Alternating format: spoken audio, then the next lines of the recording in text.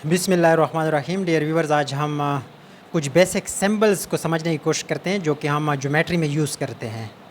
और याद रखिए, अगर हमें इन सिंबल्स की समझ आ गई तो हम ज्योमेट्री के अंदर जितने भी थ्योरम्स हैं उनको फिर आसानी से हल कर सकते हैं। ये वाला सिंबल ट्रायंगल का है, ट्रायंगल। यानी अगर आपके पास कोई ट्रायंगल है CDE, तो इसको मैं कैसे शो करूँगा? ट्रायंगल CDE, यानी ये सिंबल ट्रायंगल को शो करता है। ये वाला आप देख लें, ये वाला जो बार किस्म का है A और B के ऊपर, ये हमें लाइन सेगमेंट देता है। लाइन सेगमेंट या लाइन का टुकड़ा, यानी आपके पास A पॉइंट है, यहाँ पे B पॉइंट है और ये आपस में ऐसे मिलते हैं। तो इस सूरत में इस फिगर को आप क्या कहेंगे? AB लाइन सेगमेंट, और इसको ऐसे शो करेंगे। ये वाला जो आपको नज़र आ रहा है ये लाइन का सिंबल है। यानी अगर आपके पास कोई C और D दो पॉइंट्स हैं और इसके ऊपर कोई ऐसे स्ट्रेट लाइन है और इसके दो हेड्स हैं, ये आपको लाइन देता है। और ये वाला सिंबल जो है ये रे का सिंबल है, यानी AB रे। बिलफर्ज आपके पास A पॉइंट है, यहाँ पे B पॉइंट है, तो A से B की तरफ ऐसे, यानी B पॉइंट पे गुजर रही है ऐसे, तो इसको हम क्या कहेंगे? AB रे। इसके अलावा ये वाला, ये सिंबल मैं ऑलरेडी लिख चुका हूँ, ये ट्रायंगल ABC को शो कर रहा है। ये कोई आपके पास ट्रायंगल है ABC, तो इस तरीके से आप इसको लिखेंगे। इसके अलावा ये सिंबल आप देख रहे हैं, ये एंगल को शो करता है, एंगल। मिसाल के तौर पर आपके पास कोई ट्रायंगल है ABC, तो इस एंगल को आप अगर लिखना चाहते तो आप कैसे लिखेंगे? Angle B। या एक और तरीका भी है, इसको यूँ भी आप लिख सकते हैं, एंगल ABC। यानी जो दरमियान में अलामत आ जाती है, यानी ABC, तो इसका मतलब ये होता है कि B वर्टेक्स के साथ एंगल मैं ले रहा हूँ। अगर आपने लिखा एंगल BCA, तो इसका मतलब क्या होता है कि दरमियान में क्या आ रहा है? C, तो ये C वर्टेक्स के साथ जो एंगल है ये मैं ले रहा हूँ। इसके अलावा ये वाला सिंबल, इसका मतलब होता है करस्पॉन्डेंस।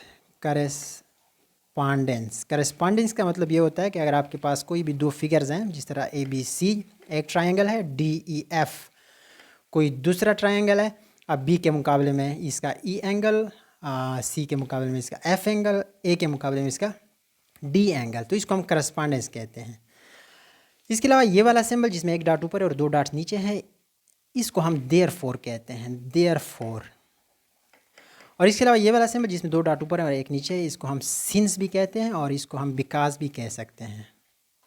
इसके अलावा ये सिंबल, इसको हम दिस इम्प्लाइज दैट कहते हैं, दिस इम्प्लाइज दैट। इसके अलावा ये वाला सिंबल, इसको हम सिमिलर कहते हैं, सिमिलर। यानी सिमिलर का मतलब होता है अगर आपके पास कोई एक ट्रायंगल है और दूसरी ट्रायंगल है, देखें साइज़ में तो बराबर नहीं है ये दो ट्रायंगल, लेकिन शेप में एक जैसे हैं, यानी दोनों ट्रायंगल्स हैं, तो इस सूरत में इनको कहेंगे कि ये दोनों सिमिलर फिगर्स हैं। अगर सर्कल है, बड़ा सर्कल है, छोटा सर्कल है, तो दोनों सर्कल ही हैं, इसलिए इनको हम सिमिलर फिगर्स कहेंगे। अगर साइज़ में बराबर हैं तो फिर हम क्या कहेंगे कि इक्वल हैं, यानी ये सिंबल जो है ये इक्वल का है। इसके अलावा अगर सिमिलर भी हैं और साइज़ में बराबर भी हैं, तो इस सूरत में इनको हम क्या कहेंगे? कांग्रुवेंट। कांग्रुवेंट। आपके पास एक ट्रायंगल है, अगर बिल्कुल इसकी कापी दूसरी मौजूद है, तो इस सूरत में क्या कहेंगे कि ये दोनों कांग्रुवेंट ट्रायंगल्स हैं। कैसे इसको शो करेंगे? बिलफर्ज ये आपके पास ABC है और ये क्या है? DEF, तो आप लिख सकते हैं triangle ABC is congruent to triangle DEF। और इसके बाद हमारे पास है ये वाला सिंबल, ये सिंबल क्या शो करता है? परपेंडिकुलर। परपेंडिकुलर का मतलब क्या होता है कि यह कोई लाइन है आपके पास, लाइन सेगमेंट AB, और बिल्कुल इसके ऊपर ऐसी लाइन है जो यहाँ पे क्या बनाता है? यहाँ पे आपके पास 90 एंगल बनाता है, तो ये परपेंडिकुलर। यानी अगर इधर O है तो OC क्या है? एक परपेंडिकुलर है जो हमने AB के ऊपर डाल दिया है। और ये सिंबल जो है ये पैरेलल को शो करता है, पैरेलल। यानी दो लाइन है जो आपस में कभी भी एक दूसरे को इंटरसेक्ट नहीं करती, तो ये इसका मतलब क्या होता है कि ये पैरेलल लाइंस हैं।